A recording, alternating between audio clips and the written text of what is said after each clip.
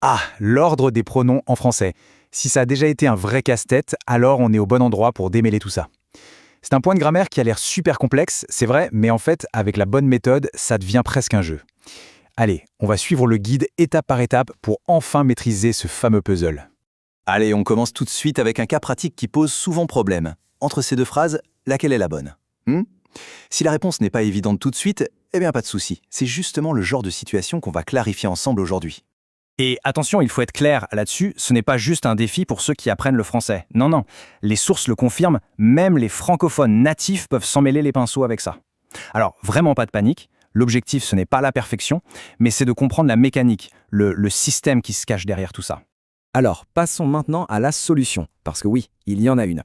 Il existe une règle générale, une sorte de clé maîtresse qui marche dans la quasi-totalité des cas. C'est vraiment la fondation sur laquelle tout le reste est construit. Bon, la toute première règle, la base de tout, elle est plutôt simple. Les pronoms compléments, ils se placent quasiment toujours juste avant le verbe. Que la phrase soit affirmative, négative ou même une question, ça ne change rien. On dit bien « je le vois » et jamais « je vois le » bien sûr. Ça, c'est vraiment le principe de base à retenir. Ok, mais que se passe-t-il quand on a deux pronoms dans la même phrase? Eh bien là, ils doivent respecter un ordre de priorité super strict. Il faut imaginer ce tableau comme une file d'attente en fait. On suit l'ordre de gauche à droite, de la colonne 1 à la 5, et personne, je dis bien personne, n'a le droit de doubler. C'est cette séquence-là qu'il faut avoir en tête. Alors, comment on lit ce tableau? C'est très simple. La priorité absolue, c'est toujours pour les pronoms de la première colonne. Me, te, ce. Ensuite, la règle d'or à retenir, le complément direct, le, la, les, passe toujours avant l'indirect, lui, leur. Et pour finir, y et en ferment la marche, toujours dans cet ordre. Y d'abord, en ensuite. Voyons ça avec un exemple concret. Question, tu m'as rendu mon livre. La réponse va utiliser deux pronoms, te, qui vient de la colonne 1, et le, qui remplace le livre, de la colonne 2. L'ordre de la file d'attente est parfaitement respecté. Oui, je te l'ai rendu. L'inverse, je le t'ai rendu, ça sonne non seulement bizarre, mais c'est tout simplement incorrect. Allez, un autre cas de figure super courant. On va combiner les colonnes 2 et 3. Prenons la phrase « Tu donnes le livre à Marie ». Alors, le, ça remplace le livre, c'est le complément direct. Lui, ça remplace à Marie, c'est l'indirect. Le tableau nous dit quoi? Que le direct vient avant l'indirect. Résultat, oui, je le lui donne. C'est logique. Et cette fameuse règle du direct avant l'indirect, elle reste valable même avec les temps composés, bien sûr. Regardez, il le lui a déjà prêté.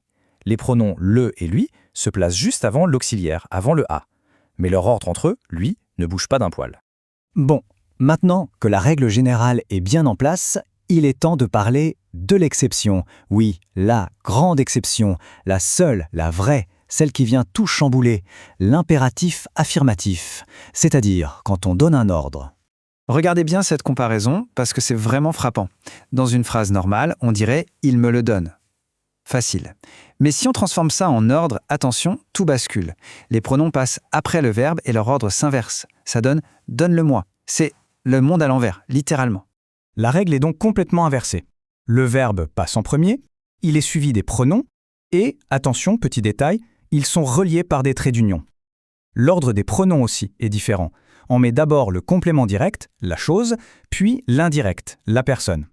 C'est vraiment une construction unique, spécifique à l'ordre affirmatif. Et ce n'est pas tout. Non, ce serait trop simple. Pour pimenter un peu les choses, me et te changent de forme. Ils deviennent moi et toi. On utilise leur forme tonique. C'est pour ça qu'on dit donne-le-moi et surtout pas donne-le-me. Ça, c'est un détail, mais il est absolument crucial. Allez, on applique cette nouvelle règle à un autre exemple. Pour demander de prêter un stylo à un ami, on suit bien la séquence. D'abord le verbe, prête, ensuite le complément direct, le pour le stylo, et enfin l'indirect, lui pour l'ami. Et hop, le résultat, prête-le lui. La règle est appliquée à la perfection. Alors la question qui vient logiquement, c'est « et si l'ordre est négatif, qu'est-ce qui se passe ?» Eh bien, c'est là que ça devient presque amusant. On se rend compte que l'impératif affirmatif est une vraie exception. Dès qu'on passe à la négation, pouf, on retourne à la règle normale. Tout redevient comme avant, les pronoms avant le verbe. Ne me le donne pas. C'est fou, non?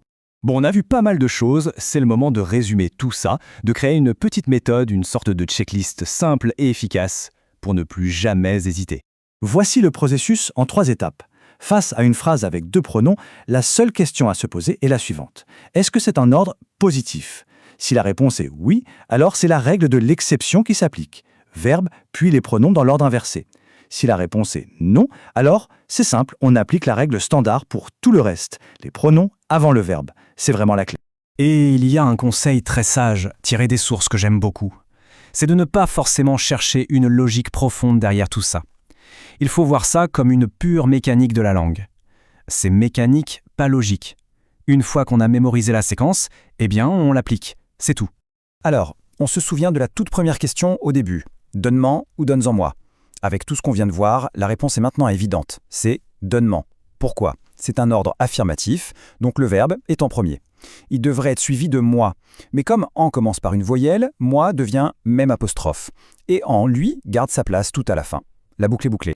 Et le point le plus important, vraiment, c'est de ne pas se mettre la pression. Connaître la règle, c'est super, c'est la première étape. Mais c'est surtout en écoutant, en lisant et en osant parler que ces structures vont devenir des automatismes. Alors vraiment, pas de stress. Et on va terminer avec cette pensée qui est très encourageante. C'est normal de faire des erreurs. C'est même en se trompant qu'on finit par apprendre. Il faut continuer à s'exposer au français et petit à petit, la règle deviendra complètement naturelle.